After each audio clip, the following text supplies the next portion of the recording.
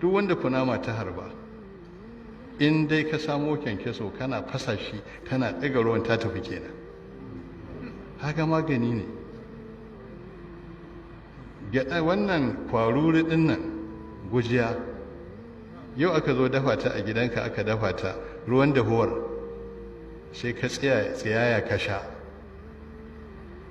gobe ko jibi aka sake yi ka tsiyaya ka sha, gobe ko jibi aka yi ka tsiyaya ka sha, to tsawon wata 12 ba dai miciji iya saranka ba.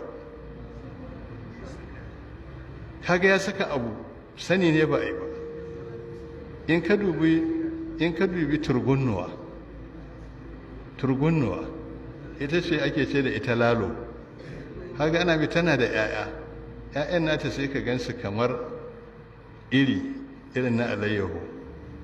To in ka san yadda ake mata ka haɗa ka ci, dan dai a ce kana nan miciji yana tsallake a can ya gota ka tsallaka jansa sai ya mutu, amma kowa wuce yake bai sanya ake ba.